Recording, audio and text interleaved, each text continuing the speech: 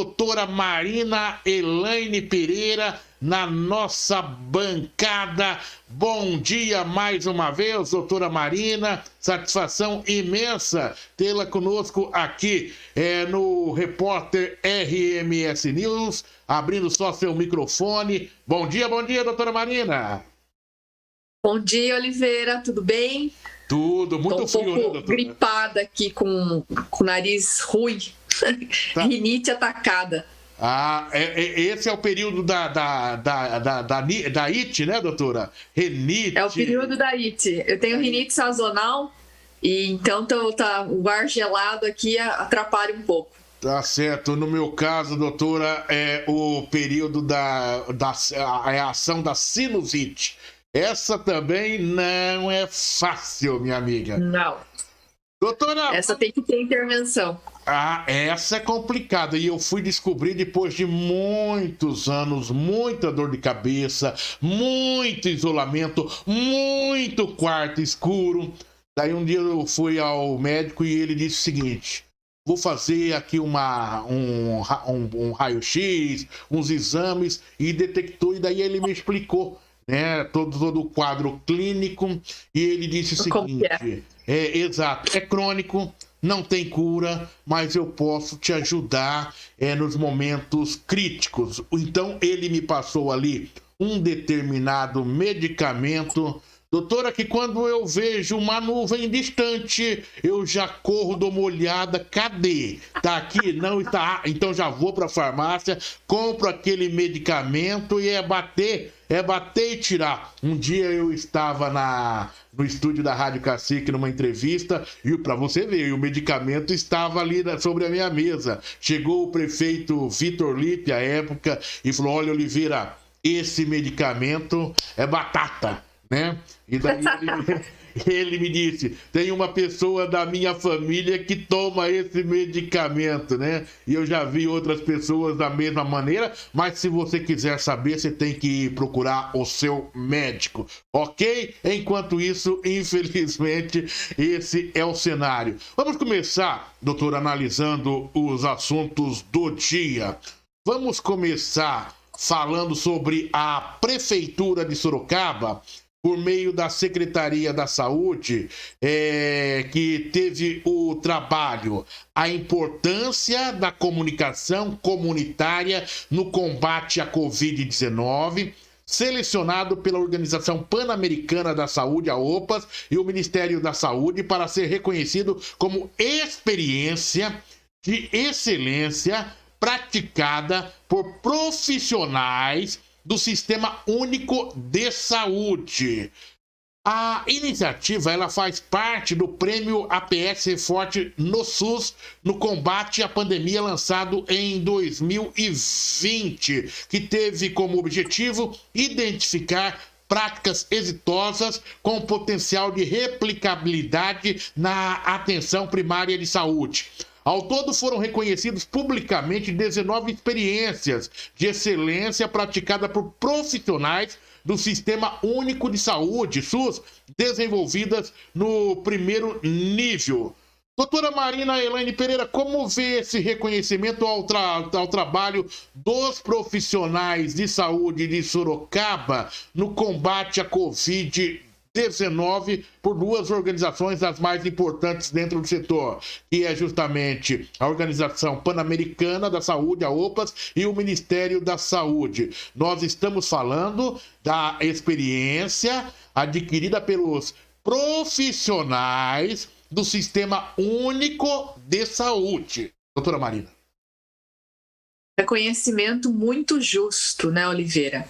Eu tive a experiência de ser a secretária, comandar essa equipe e trabalhar, né, com todos esses aí que foram homenageados. Tenho um carinho muito grande pela equipe da Secretaria da Saúde, e realmente foi um reconhecimento justo. Muitas vezes, né, só chega na mídia, infelizmente, as reclamações, né, os casos que não deram certo. Então, isso é muito bom você estar mostrando, né, os casos que dão certo, o reconhecimento, né, eles levando o nome da nossa cidade aí a nível, né, junto à Organização Pan-Americana, que nem você comentou, e o quanto que essa equipe trabalha nos bastidores e muitas vezes não tem esse reconhecimento. Então, fui muito mais do que merecida, estendo aqui os cumprimentos, né, aos jornalistas, ao Marcelo, ao Bruno, a doutora Tátia, que também é uma excelente gestora, uma excelente médica, tive a oportunidade de trabalhar com ela, e a Renata também, que quando se fala de estratégia de saúde de família, ela também já foi responsável por essa área, junto com os demais colegas profissionais, e é como você bem enfatizou, profissionais, né? E eu acho que entrou uma ligação aqui. E eu acho que é isso que a gente tem que ressaltar, né, Oliveira? A questão dos profissionais de saúde. E eu sempre dizia isso para eles, né? Os gestores estão aqui de passagem, vocês que permanecerão, né? E que a gente tem muito a aprender e ouvir com eles. Então, muito mais do que justo e merecida essa homenagem. Não tem nem dúvida. Quando você citou o Marcelo aí, e o carimbo embaixo, o cara trabalha de uma forma de excelência. Se eu não conhecesse esses profissionais, eu ia falar, legal, minha querida Marina, realmente a gente vê um trabalho legal, mas o Marcelo palpa toda a obra. O cara é bom, né? Eu lembro dele trabalhando com você, não foi isso? Você trabalhou com você. Sim, com você. Trabalhou. Após você, ele trabalhou com os outros secretários, se mantém com o atual secretário. É um cara, é um jornalista de primeira linha, porque tem jornalista também que é só para ocupar cargo, mas o Marcelo, né? O Marcelo é de excelência, então vale a pena, não se preocupe com os cachorrinhos da Marina, é tempo de frio, cara, eu espero que isso não seja frio, porque eu tenho certeza que ela deve ter cuidado, que ela com todo carinho, ela tem todo um zelo pelos animais, mas no frio, Marina, eles estão gritando lá. Coloca mais uma cobertinha pra gente aqui, Marina. Ou então ele fala, já tá calor, já tá batendo sol, nós queremos sair. Pegou gente em casa, ele late de bravo, mas não é bravo nada. É tranquilo, Marina. Então é muito importante mesmo. Só que eu vou te colocar o seguinte, Marina, eu vou te fazer uma provocação. É muito importante, ou seja, o trabalho, a doação dos servidores. Entretanto, se você não tiver um gestor que deu apoio em todo o sistema, nada vai, ou seja, você não consegue ir à frente. O gestor, quando ele é ruim, se ele vê alguém que tem um potencial e ele não está afim de fazer a coisa andar, ele até troca o gestor, né? A gente vê aí o caso nacional, né? O que aconteceu, troca de ministro na pandemia, no mesmo cenário, é só a gente ampliar, né? O gestor ruim, o que ele fez, a desgraceira que fez nesse país aí. Daí cada um tira as suas conclusões. Não vou perder meu tempo agora tratando dessa questão nacional. Estou só mostrando pra gente o cenário. Então é muito importante essa ação, esse reconhecimento. E o importante, Marina, é quando você chega uma premiação, mas que o público final, ele sente que realmente aquela premiação, ela condiz com a realidade, né, doutora? Com certeza. E o tema, né, muito bem, como que eu posso falar? Feliz, né, no sentido do momento que estamos passando. Eu, quando tive a oportunidade também de ser da ouvidoria, eu tinha essa preocupação, Oliveira, porque muitas pessoas não têm acesso à internet. Hoje são, assim, a gente sabe do número crescente de smartphone e tudo mais, só que às vezes nem todo mundo sabe como buscar essa informação. E a gente tem também essa questão da fake news. Então, a questão da comunicação, né, como foi feita através dos líderes comunitários, porque são pessoas da comunidade que a população daquela região confia. Então, o que for falado e dito por eles vai passar uma credibilidade, uma confiança maior. Então, é diferente dela ouvir o jornalista da emissora X falando tal coisa sobre o Covid e muitas vezes não acreditar, diante, né, também do que a gente está vendo também que está sendo feito com a imprensa, muitas vezes está sendo posta em dúvida, né, e também perdendo o seu crédito, mas diferente de ouvir da boca do líder comunitário que cresceu e conviveu com ela. Então, muitas vezes, a informação vinda por ele vai ter muito mais alcance, né, inclusive para ser seguido, do que uma coisa noticiada na imprensa. Então, assim, foi muito, muito assim, olha, merecido de fato, e como você falou, na época, né, isso aí foi o ano passado, quando eles se inscreveram, o gestor de lá com certeza apoiou e incentivou, porque essas práticas têm que ser continuadas. Exato. A gente vê muita coisa, Oliveira, que a população é uma pena, mas não tem acesso à informação como deveria. Doutora Marina Elaine Pereira. É Pereira? Eu mudei seu nome ou não? Não, é Pereira mesmo. Pereira, Marina. É que eu tô acostumado a falar Marina Elaine, mas Pereira tá gravado aqui, né, Marina? Mas, de repente, pode ser um ato falho em tempos de frio, onde o nosso sistema todo alterado, inclusive o cerebral, até para pensar um pouco, viu, Marina? Então, qualquer coisa me corrija aí. Marina, eu vou passar para um outro assunto aqui, que eu tenho... Quando bate esse assunto aqui, me vem a atenção toda especial também. A Secretaria da Cidadania e o Conselho Municipal da Pessoa Idosa solicitam instituições de longa permanência voltadas ao atendimento do público idoso realizarem o cadastramento ou recadastramento junto ao Conselho. O cadastro termina no dia 30 de julho. Trata-se de uma providência obrigatória e que deve ser repetida anualmente em atenção ao estabelecido pelo Estatuto do Idoso, respondendo aos critérios para regularização e fiscalização dessas instituições e entidades conforme rege a legislação. Qual é a realidade hoje dos idosos, do Conselho, na cidade de Sorocaba? Qual é a importância que você vê aí dessas instituições que estão sendo chamadas para esse cadastramento, Marina? Olha, Oliveira, não sei como que está agora, mas em 2019, 2018... eu tive a oportunidade, né, de estar no governo e ver essa questão, e muitas vezes o Ministério Público ele atua, né, com o dever que ele tem que atuar para a proteção desses idosos, porque a gente não sabe, mas tem muitos idosos que moram sozinhos, né, não tem família, ou às vezes a família não tem mais interesse em ter o convívio com aquele idoso. E eu lembro de um caso muito, que me marcou muito, que a decisão da justiça foi mandar esse idoso para uma cidade, nem lembro se era Eldorado, eu lembro que era 400, 500 quilômetros aqui.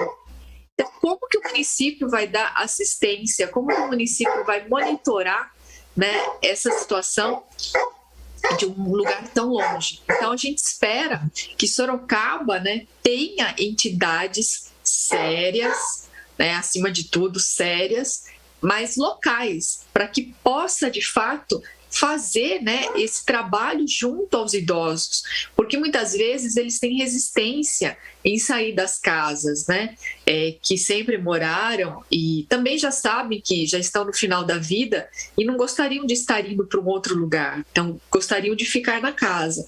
Então, assim, a atuação do Conselho tem que ser muito nesse sentido, inclusive da parte psicológica, né, de convencer esse idoso a ir para um lugar onde ele vai ter mais assistência, vai estar mais bem amparado. E isso não vai longe. Aqui próximo da minha casa, a gente, né, cuida de uma vizinha nesse sentido. Tem um monte de filho, mas também não quer sair da casa. Aí, final de semana, às vezes vem, às vezes não. A gente sempre está de olho lá, porque dorme sozinha. Então, e é uma coisa inevitável, né? Todos nós passaremos por isso. Claro. Então, a gente espera, né, essa atuação de fato do Conselho do Idoso, mas com esse olhar, com essa preocupação de que haja o cadastramento e principalmente em instituições locais, né?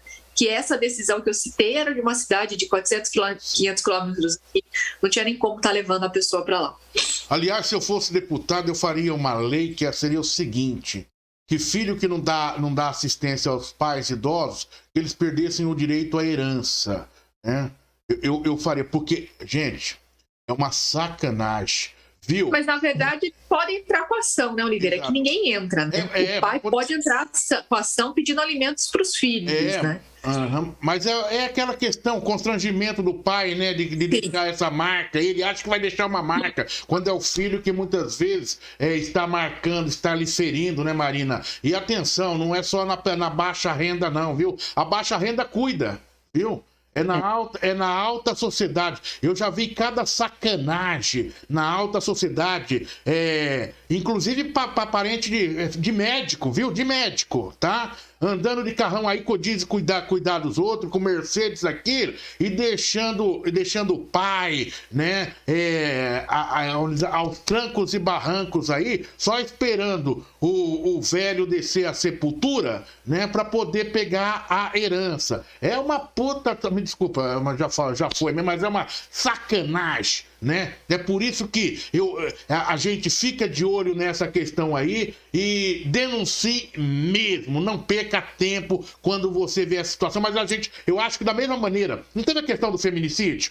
Que teve que fazer uma lei diferenciada do assassinato para mostrar o problema existente, porque o conceito é esse, a doutora Emanuela nos fala, que se fosse simplesmente um assassinato, seria mais um assassinato, mas teve que mostrar que existe um problema mais grave de forma específica. E é por isso que eu falo para você, se eu fosse um deputado aí, viu, quando eu estou falando se eu fosse deputado, eu agradeço, mas pode tirar essa possibilidade da minha agenda. Não tenho carreira política, minha carreira é jornalística, mas valorizo todos que assim fazem, que eu acho muito importante. Ok? Mas só estou citando isso daí, que era um dos papéis importantes a serem colocados numa pauta, se fosse minha. Vamos para o último assunto, doutora Marina? Vamos aí? Vamos lá. Agora você pode chamar os teus cachorros aí, pode latir à vontade, porque em rodeio, onde tem gado e tudo mais, doutora, né, ali próximo, principalmente do curral, sempre tem um cachorrinho por lá. Tem ou não tem, né? Mas o assunto que nós vamos tratar aqui, ele é um assunto polêmico e que deve voltar nos próximos dias. O projeto que trata da volta de rodeios em Sorocaba deverá retornar à discussão em breve na Câmara de Sorocaba. Segundo parlamentares ouvidos pelo RMS News, que pediram para não serem identificados, o projeto deverá ser aprovado diante de um clima positivo que eles acreditam que hoje existe dentro do plenário e devido a uma grande parte da população, segundo esses parlamentares, inclusive eu ouvi alguns dizendo que existe uma grande parte da população que deseja a volta do rodeio. Até aqueles que se posicionavam contra o projeto inicial já se colocam